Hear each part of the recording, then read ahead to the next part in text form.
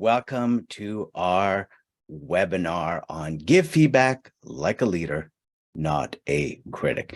So thank you all for joining us this afternoon. And just to let you know, this is being recorded because we will post this on YouTube in a bit. And also you'll also be receiving a handout. So let me bring up the slide deck and we'll get started with the webinar. So I'll also ask you to have pen and paper handy and also be comfortable using the chat. We'll go over that because we're going to be asking some questions along the way and want to make sure that you've got everything that you need to be able to participate in this. So thank you so much. And you can see in the chat, Melanie has introduced herself as being the producer, and do put your questions in, as Mel is saying, into the chat so that we are able to answer them. So give feedback like a leader, not a critic. If there's one way to create a lot of tension in people, it's to say these words: I have some feedback for you. Or even if we try to sugarcoat it, I have some feedback for you. So as we go through this webinar, like I said, pen and paper handy, be ready to put in the chat. I'm going to give you the tools, the mindset, the technique, and a 4-step process in how to navigate this. And speaking of navigation, let's talk about navigating using Zoom. If you're not familiar with Zoom, as we said, to use the chat button, the chat should be at the top of your screen. You should be able to see that. That's where you put in your questions. And Melanie is our producer. So if you have any technical questions, you could send her a direct message or put it in the chat. Melanie is watching it the entire time. So who we are the Great Canadian Training and Consulting Company. And we've been providing services across North America since about 2002. Now, you might have signed on or you might have known us as CompuEase if you were in the Ottawa or Quebec region. We are now branded under the Great Canadian Training name because we are now one company, same great team, same great service, same great classes. Nothing has changed. We are still the same, still software professional skills training across North America, public and private group classes. Our instructors, it's always a live session, whether it be virtual or on-site. And we also have our group coaching and also our consulting services, and we can also do custom app development. So one other thing also about Great Canadian is, what we offer is, I think from the beginning that you start is going to be that customer service experience that is going to be, we want to make this easy for you. Our tagline is guide you to greater success. And so we want to make this easy as possible, from registration to finding the right course or the right training that you need to do, whether it be software or soft skills. We do both. And we've got that public schedule, and we've also got those private classes for your groups or organizations. But just to let you know, the public classes are always going to run no matter what. So even if there's one person registered, we're still running that class. So know that that class or session will never be canceled. And also there's a 24/7 after training support. So again, whether you're looking for software or soft skills training, that's what we offer Great Canadian, whether it be live or virtual. And we also have all of our free resources, and we'll talk about that a little bit later, including our podcast. So let's get into this webinar. So a couple things. One is you never got called into the principal's office because you got an A. So we're going to talk about why feedback can feel like criticism. I shared earlier that we have a 4-step formula. So it's our 4 steps to giving better and effective feedback that doesn't feel like criticism. So you're giving feedback that feels like it's coming from a leader. We're going to share Hollywood tips, and I'll explain that a little bit more about that. And then we're going to look at the communication skills that you need in doing this. So you might have the 4 steps in how to do this, and most importantly, we need to be able to know how to be able to deliver. So what we're going to do is those 4 steps, but how are we going to do that? And then in the end, you should walk out of this webinar with a lot more confidence and clarity about what you want to do with feedback. So here we go. What I love about this is, feedback has always felt, critical. or like criticism, because it's always felt like it has been personal, or feedback feels like it's subjective. And then we tend, as leaders, we tend to make excuses why we don't want to give feedback. I don't have the time.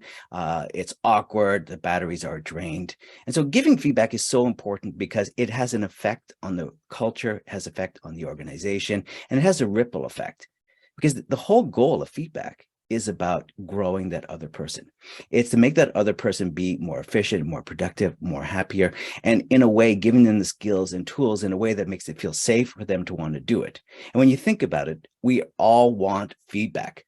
We all crave, how can I do this better? Think about all those TV shows and all those books about how to do things better. We all want to find ways to do it better, but it's important that it feels that it's coming in a safe way, and that it's invested in us versus being invested in the other person who's delivering that feedback.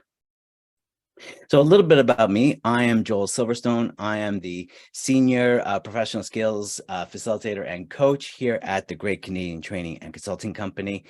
We said Hollywood tips earlier because in my previous life, I was a former professional actor, and we're going to bring some of those Hollywood tips throughout this webinar about, again, how we can communicate even better. And then for the past 20 years, I have been delivering training, speaking about it. I speak at a lot of conferences on HR and learning conferences and professional management services conferences, all about communication that's going to be impactful and get to collaborative, whether it be difficult conversations, giving feedback, delegation, time management, all the skills that we need that we used to call soft skills, which I think in this day and age, we need to call them essential skills. So we've got our first question coming up here. And so I'm going to ask you to type in A, B, C, or D into the chat box. So when you think of giving feedback, how do you feel? A, cautious about giving feedback. B, why don't they get it? What is so complicated about this? Why are they still making these same mistakes? C, I try. Keyword, I try to breathe. And then finally, other. So let's take a look at what some of your answers are. Oh, we got some fast typers here. Okay, I'm seeing a lot of so I'm seeing like Stephen Van Brugge, A, Vicky, A, Maria, you see keyword is try breathe. That's very truthful. Thank you. Sam, A, Sarah, A. So cautious, a lot of cautious. Melanie, why don't they get it? Stephen Prang, why don't they get it? Lori, again, cautious about that. And I think that's it. We do feel very cautious about giving feedback because we're so worried about that this is going to lead to conflict, or how are they going to receive it? So as we go through this webinar, again, I'm going to give you those tools about ways to create in a way that you feel more confident to give that feedback, so that it will do what it's meant to do, which is create growth and make that person feel like they're actually working towards something, whether it be that, great feedback, or that feedback where they need to work on something, that gap or that issue. So speaking of feedback, then what does good feedback do? So I've shared some of my ideas around feedback, that it's about growth. It's about helping that person reach that potential. What does good feedback do? So put in the chat, what are your thoughts on that? What does good feedback do? So I'll just wait for a few answers to come in, and we'll see as people are typing them in.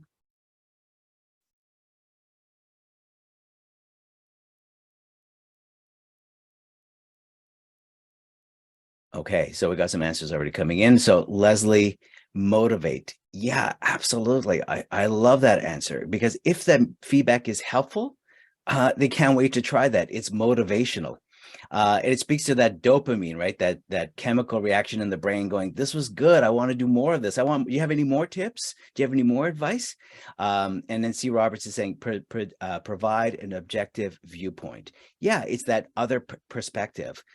We only know what we're doing well, or we can improve upon.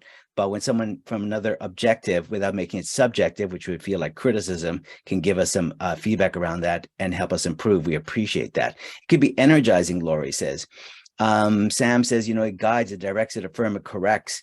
Yeah, it can correct maybe an issue or a gap.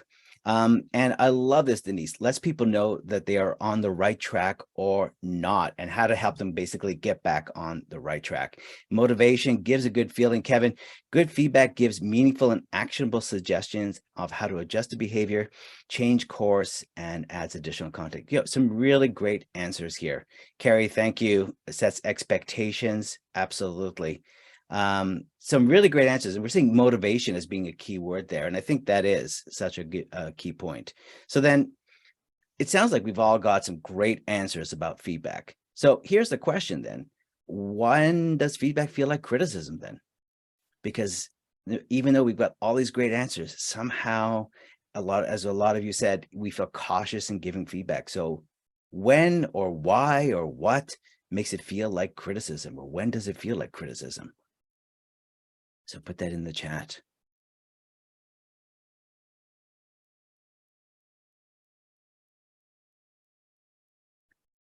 And Carrie, I think that's such a key word there, to say correction. Absolutely. And which basically leads us to our next idea before we get into the module here. Is that we never got called into the principal's office because we got an A. So if you could remember back to when you were in school and you heard the over the speaker announcement, or your teacher came in and said, you need to go see the principal. Right off the bat, you felt exactly as Carrie just said, correction is coming. You're going to be reprimanded.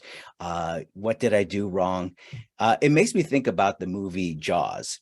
And if you recall in that film, it's all about the shark. And we don't even see that shark until an hour and 20 minutes into the movie.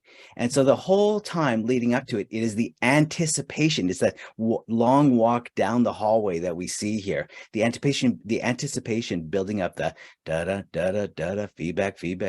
What are they going to say? What are they going to point out? Why are they saying this? What are they going to reprimand me? How are they going to correct? So it's building up in our mind. And so that anticipation, so realizing that our emotions are already quite heightened by the time we are going to give feedback and by the time the person is going to receive feedback. And this could happen within seconds. There's all that anticipation going on. And here's some conditions, again, why we might feel that feedback can feel critical. It's, as you said, corrective. It could feel overly directive. When the giver or the receiver is overly emotional. So if, this is one thing, as we said, that build up, that anticipation, that, feedback, where are the emotions at? And so we're going to talk about that a little bit later, because that's so important, about where are you at in giving the feedback and where is the other person at in receiving the feedback. But also in us receiving the feedback, can we look at that? There's no opportunity for genuine dialogue. So feedback should not be like the principal, it should be an opportunity to have a discussion and to find out what the issue is before we get into, corrective, if you want. And it's focusing when it's focused on personality rather than behavior. So when it feels personal, and that's what criticism is. And basically, it's not feeling helpful. And when employees were surveyed, 26% strongly agree that the feedback was helpful. So that means, not good at math here, but 74% of the people did not feel that feedback was helpful. But when feedback is done well, when we actually do it in a way that feels supportive, that feels motivational, 1 in 2 people appreciated that corrective feedback, if you want to call that. And then, in fact, 2/3 of the people weren't surprised by what they were hearing. And then finally, 90% of the millennials and want frequent and candid feedback. They appreciate that. And here's my favorite number about feedback, is that 92% of employees agree that when they are recognized for a very specific action, they're more likely to take that action again in the future. Now, here's the thing. That specific action is not a way to go or a high five or a great job. It's more than that. So if you want someone, and we said this in the chat earlier, some people had said about, giving that objective feedback, that sort of third person, that perspective. And that's what it is. It's that 3 words. It's yes, that, yes, that. Sorry. That would be the order. And it's when that person did that action to recognize it. So for example, Carrie, when you smiled at the client, I saw that the client started to lean in. When you asked that great question, and you give an example what that great question was, I saw the client felt understood and heard. When you listened to that, to your colleague, I saw your colleague's, shoulders drop. So when we give very specific feedback about the action that they did and the behavior that they demonstrated, well, then they know what it is that they're repeating. And a high five or a way to go just leaves someone going, okay. In the same way, when we give critical feedback and when we say you need to be more confident, that's what it sounds. It sounds like criticism. You need to be more confident. Well, how do I do that? It's very ineffective. So let's look at effective feedback, the 5 criteria for giving effective feedback. And this is a big one because we're going to talk about this now. The feedback is conveyed with good intentions, which is really hard, as we're going to share a story, which is really hard in how to do that with good intentions, because your intentions might be, I want to help this person be better. But if something has happened where your work has been affected by what happened, it's very hard to be able to check your emotions. And then the timing and circumstance of giving feedback is appropriate. So many people have said when we work with people is that, I wish they had told me this earlier. So when the feedback comes in the performance review and go, hey, Stephen, I don't know if you remember, but 4 months ago when you did, that really wasn't very good and it had this effect. And all Stephen's thinking is, yeah, 4 months ago, why didn't you tell me then? Because I've been making those same mistakes repeatedly. And now this is really embarrassing that you've known this for this long or you've observed this long. So feedback needs to be at the right time so that it can be adjusted and people also feel more respected. And as we said, it can't be a monologue. It has to be done in an interactive manner. It has to be a discussion. And it's clear. So one of the traps of feedback is we sometimes sugarcoat. I just have a little bit of feedback for you. If you could maybe try, I don't know, maybe you could figure it out, or, let me know if you have any questions. It's not clear what the message was being delivered. What is it they're trying to say? And then you become a detective going, what did they mean to do that? And finally, as we can all agree that the feedback is actually helpful to the recipient. And as we saw from that statistic, only 26% strongly agree that the feedback was helpful, meaning that we've got some work to do. We can do better. We can be better at giving feedback. So let me share with you a true life story here, an anecdote here that we'll call it the story of the slide deck with Nicole and Jesse. As we can see here by our hero, Nicole is obviously right now is very irritated, maybe even a little bit getting upset about this slide deck. And here's the situation. Nicole got a request from a client to deliver a slide deck Tuesday morning at 8 o'clock. And it's now Friday. So Nicole hands it over to someone on her team, Jesse, and says, Jesse, this is what I need for the client for Tuesday morning for 8 o'clock, and I'll be presenting this slide deck to the client. Can you do it on Monday? And Jesse replied, sure. Just so you know that Monday morning, I have a commitment. And Nicole says, okay, well, I just need it by end of day Monday. And Jesse says, oh, sure, I could do that. Here's where the feedback situation is going to come in. The feedback's going to come in because there was 2 versions of end of day Monday. Now for Jesse, end of day Monday meant end of day, before midnight. For Nicole, end of day meant 5 o'clock. And the reason for that also is that Nicole wanted that Monday night to be able to prepare to look over the slides and be prepared for that Tuesday morning meeting with the client. Now, what happened is 5 o'clock Monday starts rolling around. No slide deck from Jesse. Nicole's emotion starts rising. Nicole starts to go into a bit of a panic mode and starts, furiously putting together a slide deck, trying to find the analysis, doesn't have all those numbers, trying to find all that, and receives the slide deck from Jesse, sure enough, later that evening. So now after the meeting on Tuesday, Nicole is going to have to give feedback to Jesse. And when we asked Nicole, okay, how are you going to give this feedback to Jesse? And Nicole's first answer was, oh, well, I need to make Jesse understand. How am I going to make Jesse understand this can't happen again? And so right off the bat, as we said, it's delivered with good intentions. The intentions are already kind of gone off the rails because it's already about trying to make someone change what they're doing. And you can't make someone change, and it's not going to be a very interactive discussion. So let's look at through the process about how we could do this even better. So Nicole, no worries, we got you. We're going to give you our formula here, our 4 steps to better feedback. And the reason we call it more is so that you have more options, more confidence in being able to do this, more control, because sometimes we feel if we make it interactive, we're losing control, and more respect, which is so vital in giving the feedback. So feedback should be a positive experience. It should not come with the shark music going the da da da da da da. There is a reason why you're sharing this feedback. You are providing feedback that is really focused on the other person's growth, help them reach their potential, and maybe even a way to make them feel more productive, to feel more efficient, maybe to feel even happier work-life balance. So starting off with our mindset, it's to be able to lead with intention, not criticism. And then to be able to offer the behavior, the facts. What did you see? What did you observe? And then really focus on the relationship, that interactive, that discussion, that listening, that building that trust. And we want to get to an action. We want to get to that exchange where we can agree to act, not where I'm telling you what to do, but there's buy-in to get there. So let's start with our leading with intention, our M, our mindset. And we want to talk about what is your intention.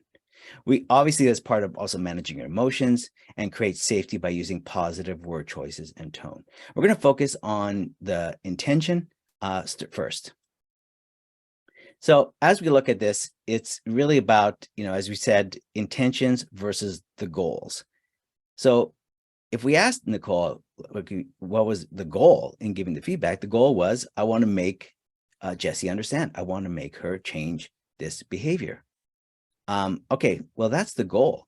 But if you go in with that, then that's going to get off the rails, as we said, pretty soon. So we need to switch that to an intention. And I'll explain a little bit more about what an intention means.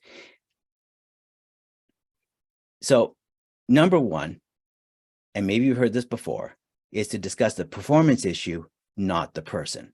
So if you don't want feedback to feel critical, it's to be able for us to look at this idea together, the issue together. The slide deck was not delivered on time, and that is the issue. Also, the other issue is, Nicole would say, I wanted to feel prepared. And when I didn't see the slide deck arrive in time, I started to get very nervous. So that's the issue. That's what's going on. It's not, Nicole, you need to change. Why you misunderstood what end of day is. Why aren't you getting it together?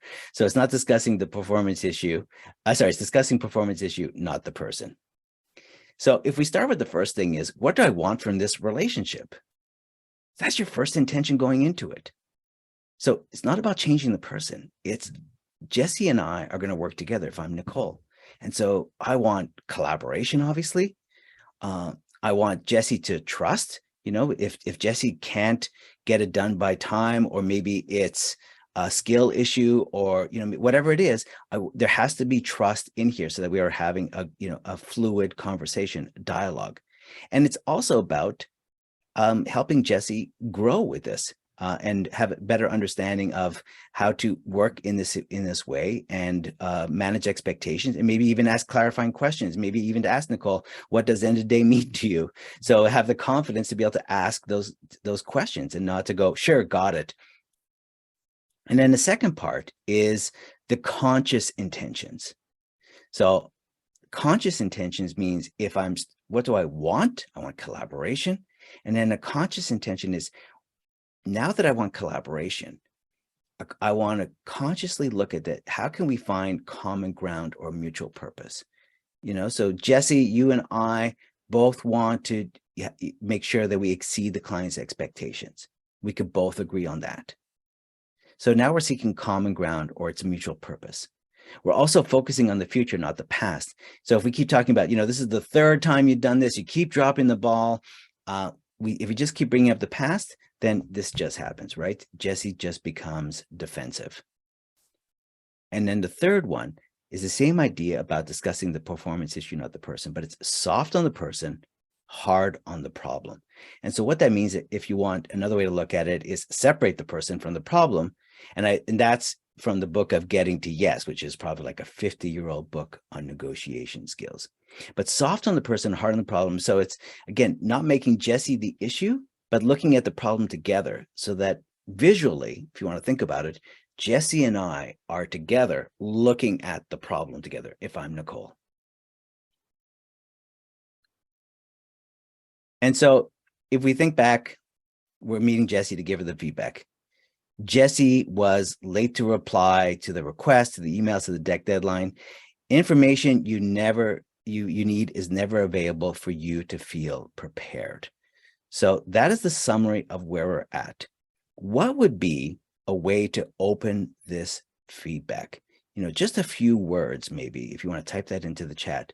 What would be like a few words in a way to be able to deliver that feedback?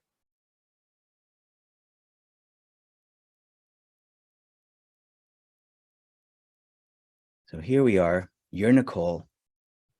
What would be a way to start this feedback session? Knowing that, our intentions would be to try to find collaboration, to maybe find trust, to find growth, to maybe find common ground, to be soft on the person, hard on the problem.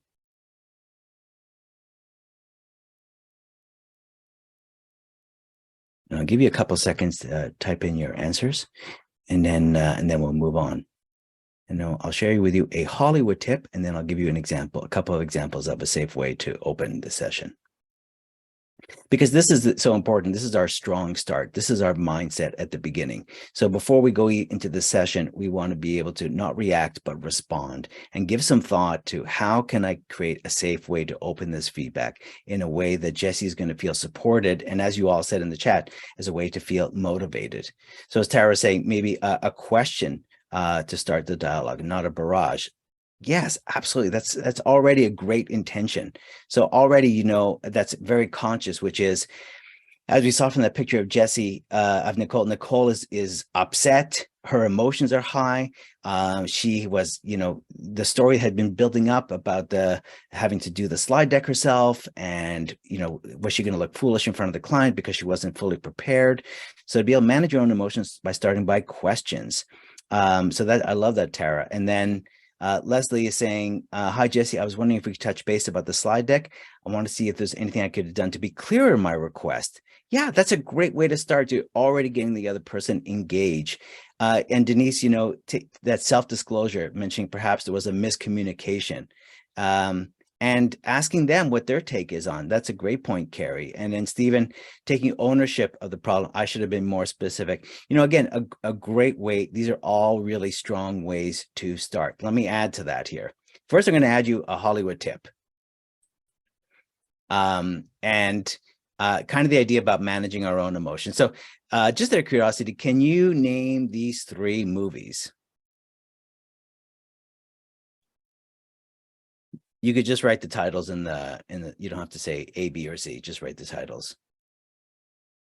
Can you name these 3 movies?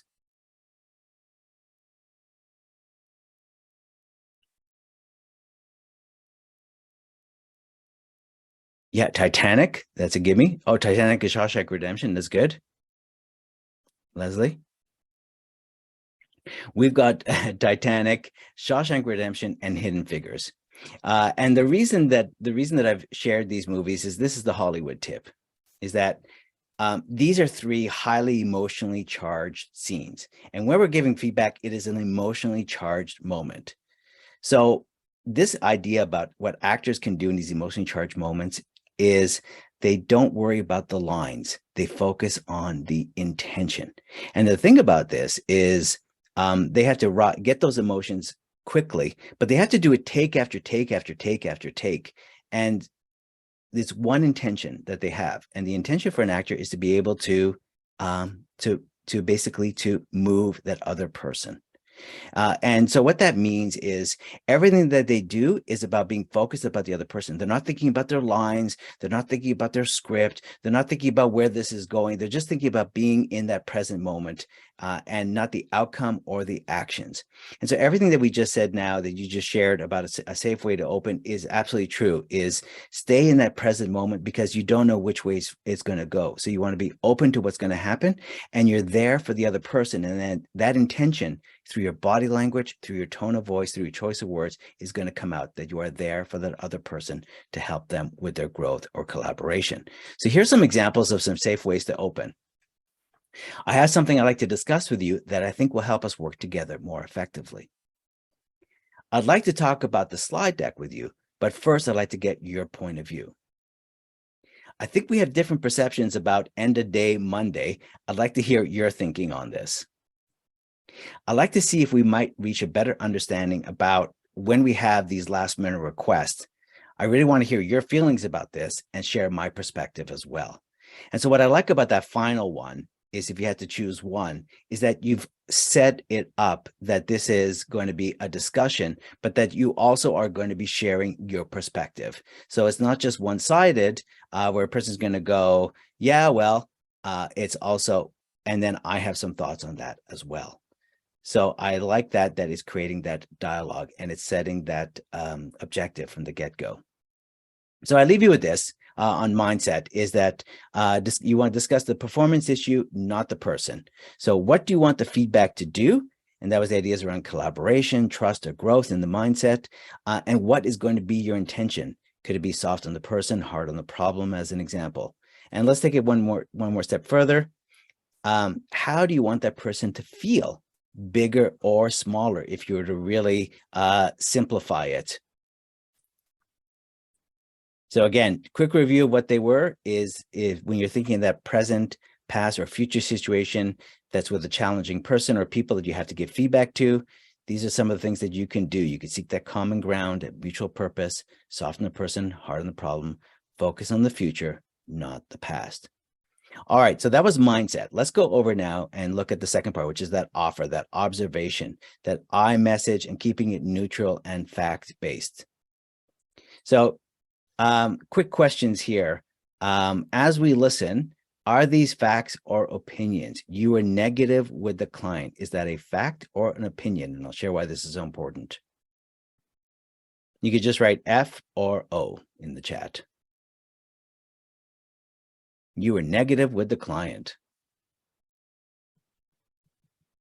Yeah, we're getting a lot of O's opinions. Absolutely, it's an opinion because it's not specific and it's not fact-based. Negative could mean all kinds of things. I saw you roll your eyes when the client was speaking. I noticed you didn't answer. Those might be all what the negative was, but at least it's more specific versus labeling the person. You were negative of the client. And when it's an opinion that's not fact-based, then the other person is thinking, well, that's your version, not mine. And so we get into that dispute. We get into the defensiveness.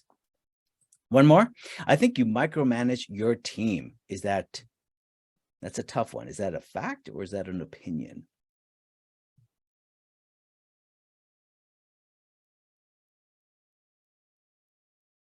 Again, yeah, that's an opinion. And right off the bat, again, you were asking someone to get very defensive because what does that mean? I think you micromanage your team. I've observed that you have 3 check-ins every day with your team. That's more specific, but I think you micromanage your team is absolutely an opinion and sounds like criticism.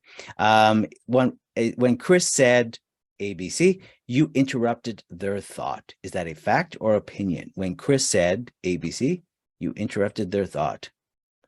Yeah, it's very clear. It's a fact. And so when it's a fact, it's very hard to dispute that. And so that's one of the keys about that. Okay, let's move ahead here and let's use the I message when we're giving feedback. So any one of these statements, if you could change it into an I message. So when we're offering our observation around the behavior, which is the O part of the feedback, is that we want to be able to offer neutral and fact-based. So by saying you are always late, we are not really offering an observation. We are pointing the finger at someone and making them feel defensive. When it's versus an I message, just says, I observed, I noticed, I saw. So any one of these, what would be an example of how we could make this more of an I message versus a you message? Because as soon as we say you is good when you're doing a presentation, you're going to find the tools that you need. That's all good. But when we're giving an observation or offering a thought, it's better when I've observed, I've seen, I've noticed.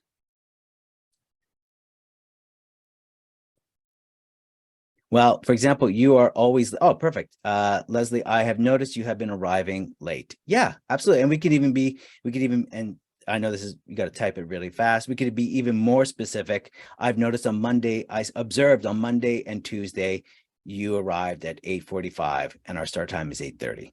And so when it is a fact, it's very hard to dispute it because it's factual. So we're both in agreement. This is what happened. We have the proof. We have the facts. It's not an opinion. And when it says I have observed or I saw, I noticed, it makes it a lot clearer versus you were late, which sounds much more like we're accusing the person. Let's go now to the relationship part, which is we've done the mindset, which is we come in with a clear intention. We created that safety with that person in how we opened. And then we've given our observations that are neutral-based and fact-based about what we have observed. And now we want to get into the relationship part, that place where we're going to really get into the discussion, to the listening, to the trust. And we want to be able to deepen that trust to really collaborate. And if you've ever read the book, 7 Habits of Highly Effective People, one of the first rules is seek first to understand, then to be understood. And so going back even to that that Hollywood tip about you want to move that other person. And that's exactly what that means, which is you are there to be fully focused on the growth of that other person and what is behind, maybe what is being said, what is not being said, and how you can help them in that performance issue or that gap.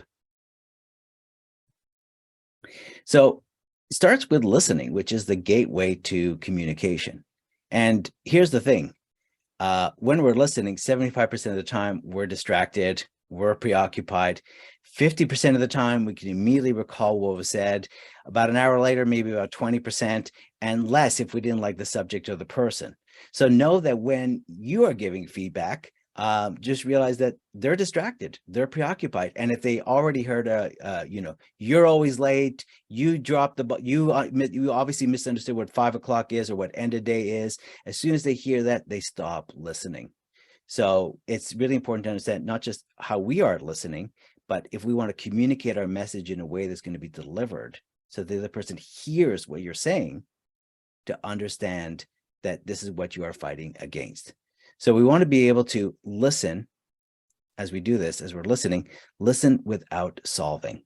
Listen for what is important to the person. What do they care about? So if you ask a question such as, Jesse, what are your thoughts on what happened with the slide deck and the timelines? And whatever they say, we listen with an open mind, and we don't listen because we're trying to solve it or we're thinking ahead of what we're going to say or that great question we're going to ask. We really listen to what we hear is important to them.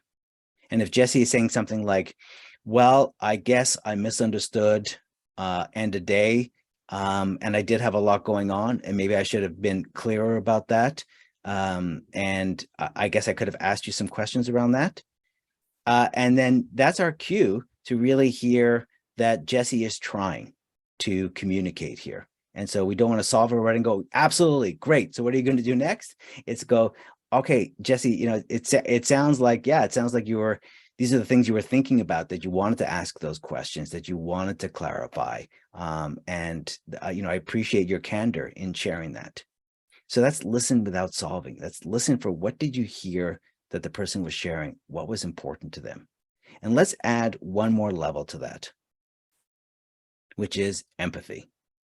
So what is empathy? Because everybody has a definition of it. And what's interesting, what we've seen in so many organizations is that listening and empathy are probably, the two soft skills that we take for granted. but people still struggle in really putting it in a way that is effective in a business situation, and especially empathy, because it can feel like sympathy, or it could feel awkward, or we're not quite sure how to apply it in business. So any definitions for what is empathy?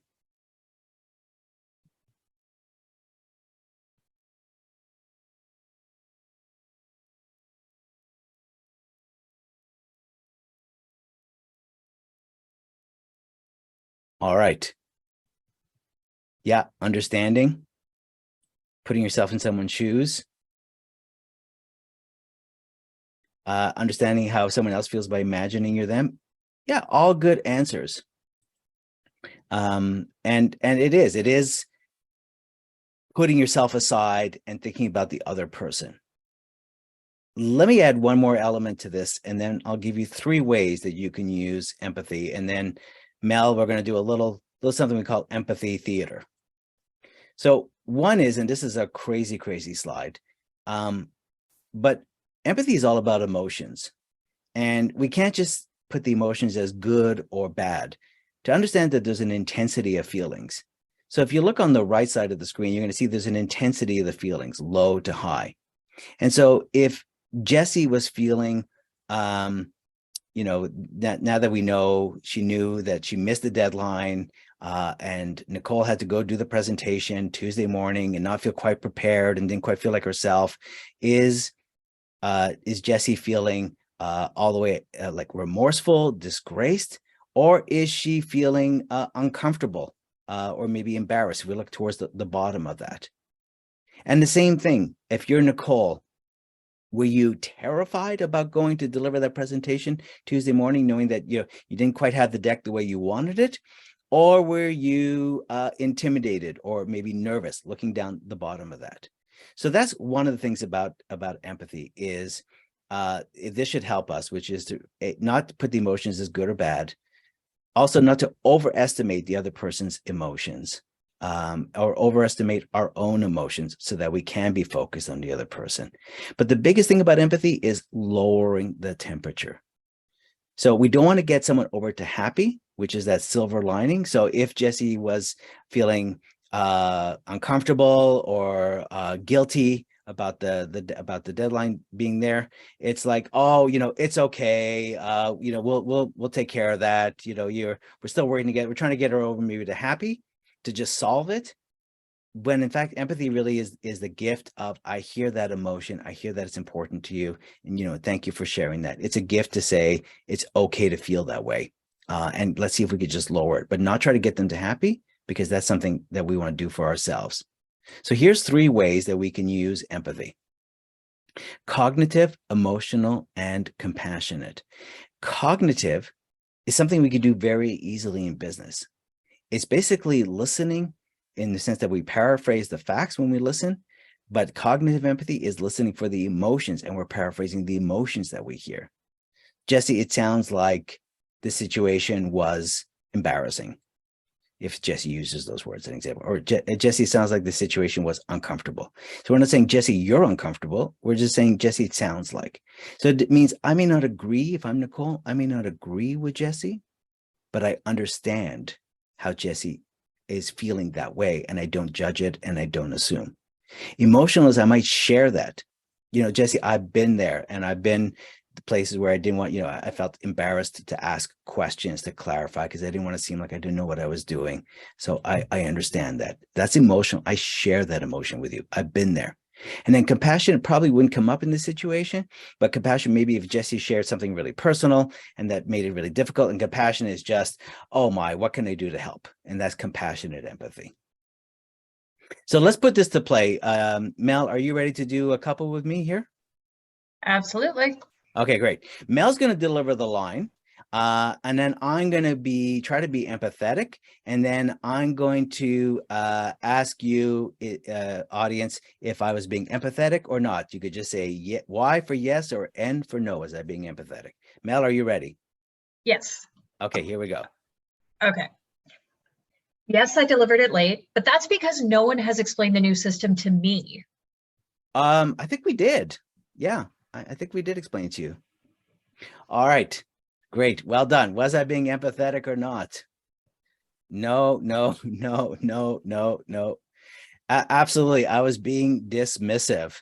What do we hear in that emotion, which is there's obviously a frustration and being irked that yes, delivered late, but because no one explained the system to me. So it's like, uh, oh, wow, Mel, absolutely. Now, thank you for sharing that. I now understand what that is, and that would definitely be very irritating to not have the full details.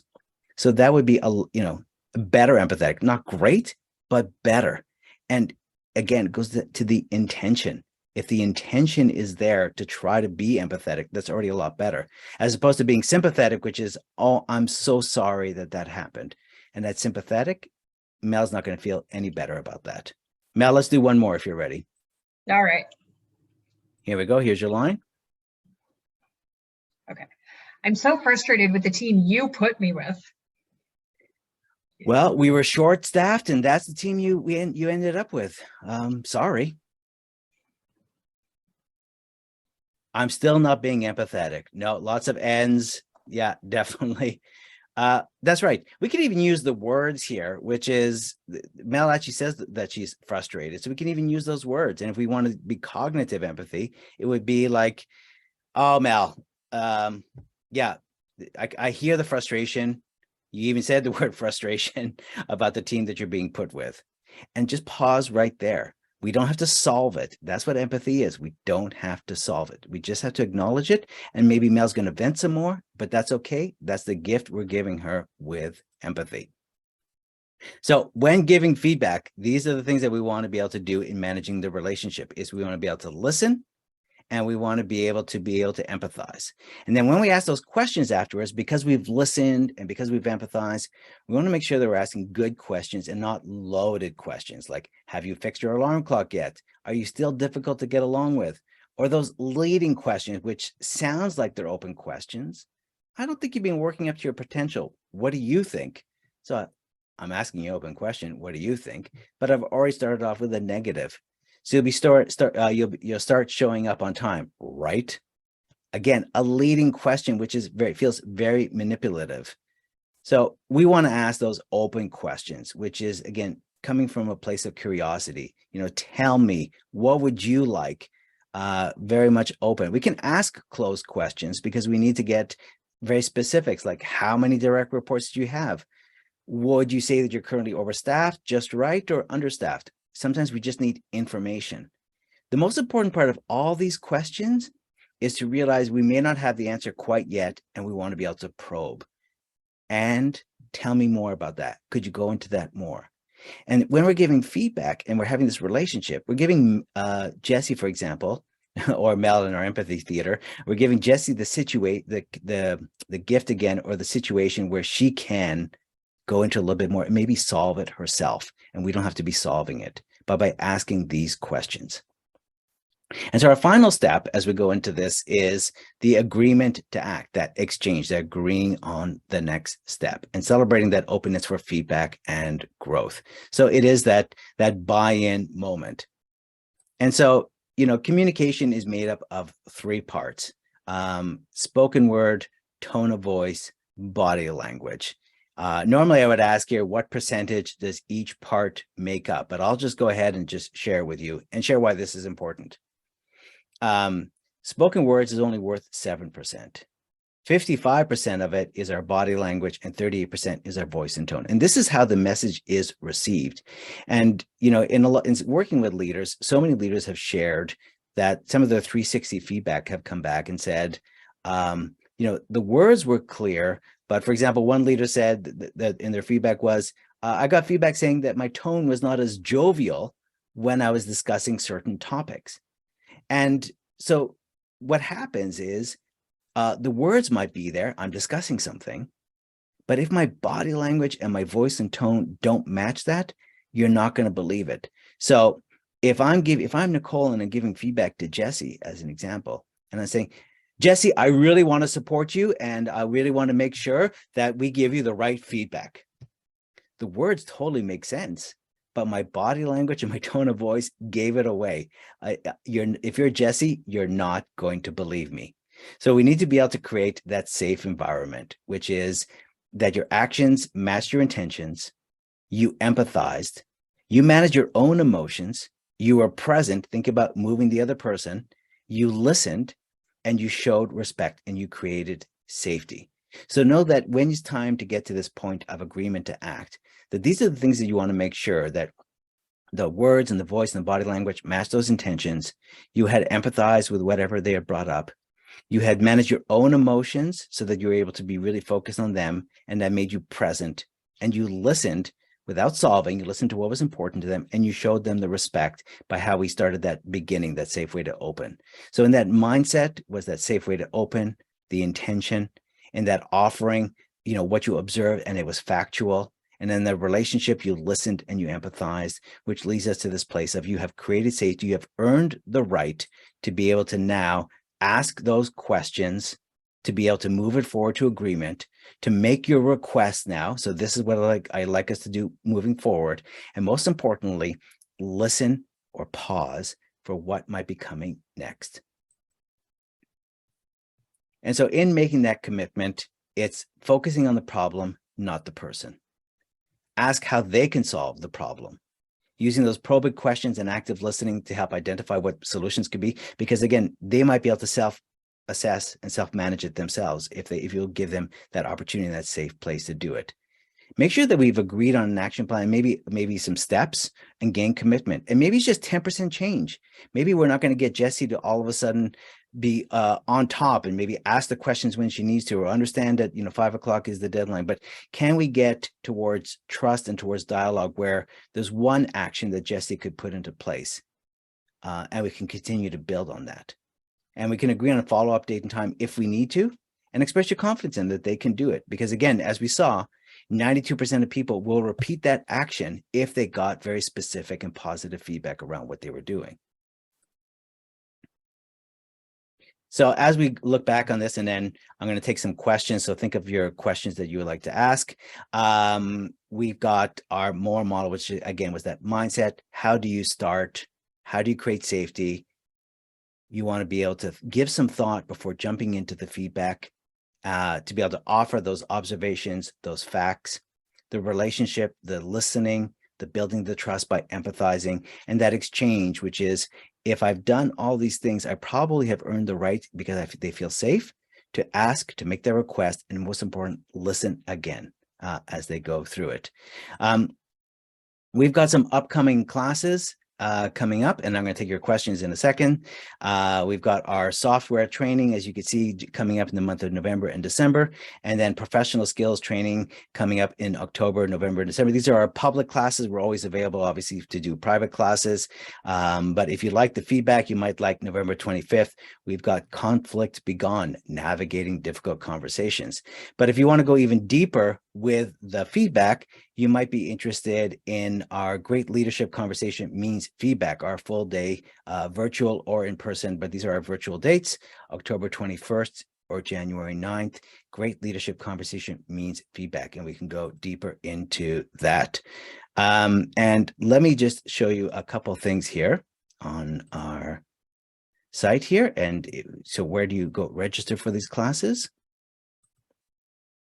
So you go to greatcanadiantraining.ca, you will go to the courses, you go to the professional skills, for example, and we were talking about communication or leadership. And if you want to look at the communication courses, we've got the building and leading great teams, Conflict Begone, as I said, navigating difficult conversations. You can see the dates in November and February. Emotional intelligence, which is a big part of this as well, the path to your professional success. And that's happening in November, January, and February, public classes. And then our Great Leadership Conversation Means Feedback, which is happening January 9th and February 23rd. We've also got virtual facilitation and live facilitation classes if you want to get better at that. Let me just show you something we're also very excited about here, which is the GREAT series. Because we're a software and soft skills company, we've combined the software and the soft skills all in one session. So for example, you could become a great presenter with MS PowerPoint and presentation skills, where you come in with your presentation, you'd work on the whole slide deck, how to use MS PowerPoint, and then work with me in the afternoon. You work with that with Christine Irons, our lead software instructor and designer, and then work with me in the afternoon on how to then deliver it. Or you want to work on Teams, how to best use Teams, and then also how to do team building, again, with Christine Irons and myself. Or you want to become a great producer with MS Teams and hosting meetings and events. So I'll take your questions in just a few seconds. Let me just also bring you to our free resources page, because there's a lot of valuable information here.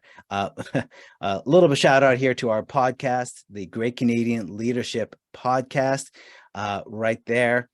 We speak with leaders and experts on communication skills and leadership. You've also got our free downloads.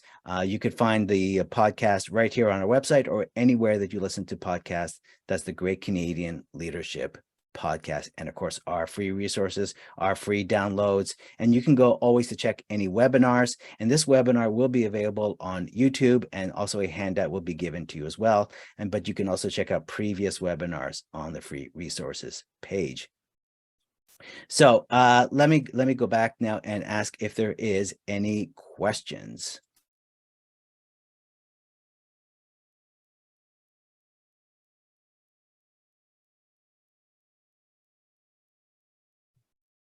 All right. So we've got some direct messages came in from Melanie. So question, what's the difference between feedback and coaching? Well, that's a great question, because we often confuse the two. Feedback is timeliness. This just happened. We need to speak about it right now. Coaching is an ongoing issue, and we might save that for a more robust conversation. And we're going to spend 30 minutes, an hour. We're really going to take a deep dive into something. But feedback is that Jesse and Nicole situation. Something just happened. We need to get this issue resolved, or else it just spirals. So coaching is much more robust, where we might look at, all the things that Jesse was doing well, take a look at a couple of things that we want to continue to work on and continue to develop for the year. So it might happen a performance review, or you might have coaching maybe every 3 months. Feedback is all about the timeliness. And final question, because I want to be respectful of everyone's time. I don't have time for feedback. Any suggestions? Well, if we look at the Jesse and Nicole situation, if you don't give feedback to Jesse, well, then it just spirals.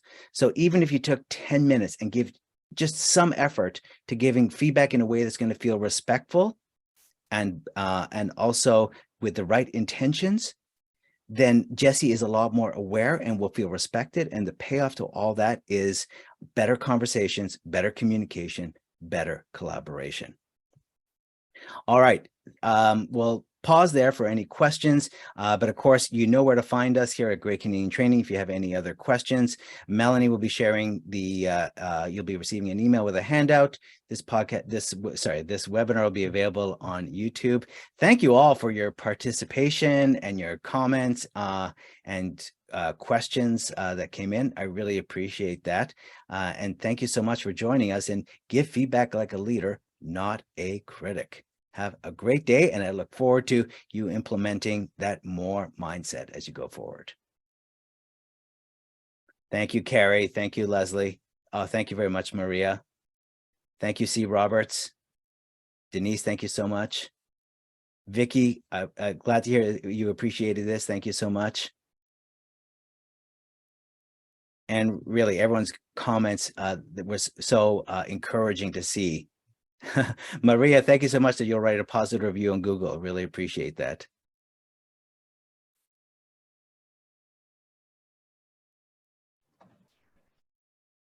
All right, I'm going to go ahead and close this Okay. out.